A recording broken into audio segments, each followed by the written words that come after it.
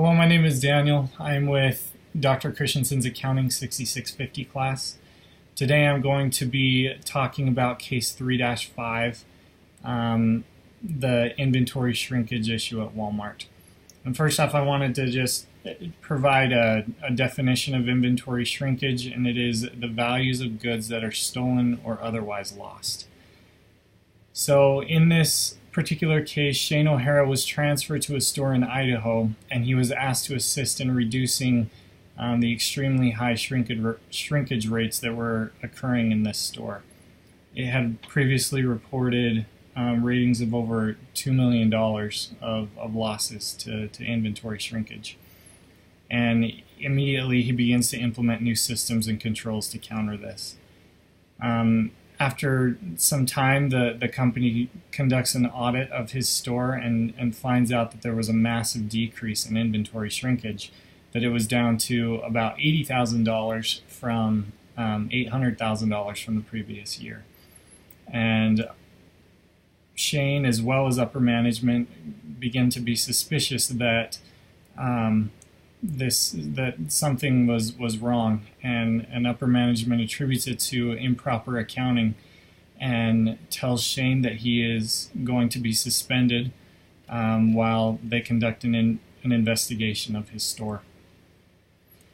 Not sure knowing what to do next, he reaches out to a nearby store manager who tells him that she knows how this fraudulent behavior was taking place, and that basically employees or somebody involved was reporting stolen or missing pieces of inventory still as part of their existing inventory. And if things like, an article of clothing, if they're supposed to have 12 and there are only 10 found, they would just say, well, the other 2 are either in the dressing rooms or dirty and need to be retagged, and thus reporting stolen items or missing items as part of inventory and reducing that amount of inventory shrinkage. She also discloses to Shane that this information she hasn't disclosed or told anybody. And so the question is, what should Shane do next? And I think it's important to identify the stakeholders and the ethical issue that's at hand. Obviously, Shane O'Hara is the main stakeholder, and he needs to defend his innocence, as well as the 40 employees that he manages at his store. There's also this manager that disclosed this information to him. The company in general and the general public that's invested in the company are all stakeholders that are involved.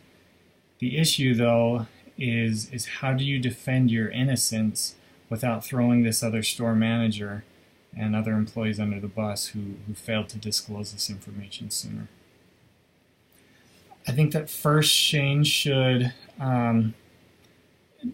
evaluate the organizational culture of Walmart.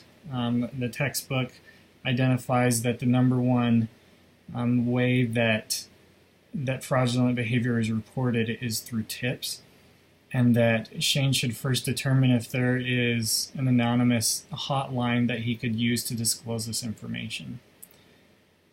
I then think that he should talk directly to this other store manager, and he should explain to her that he is concerned not only for his well-being, but in an attempt to get her on his side and to back him up, that he is worried about potential mass audits of other stores, and that the information that she did not disclose might potentially be found. And it's also unclear whether this manager directly participated in the fraud or not, but I think that he should confront this manager about this and let him know that he needs to defend his innocence, and he needs to notify his regional manager of what was taking place. Obviously, she will try to persuade him not to do this. She might say, well, I helped you, or how could you go behind my back and report me? However, I think that Shane can reiterate that he feels that mass audits might be taking place, and it's better to get ahead of this by reporting to the company what you know, rather than the company potentially finding out what you didn't tell them. He should also recommend talking to the regional manager together and she should disclose her findings, that she should apologize for not saying anything sooner, and that I think more than anything he should explain that he has a firm commitment to being honest, and that it's important to him, and that he should advise her to do the same, and together they should meet with the regional manager.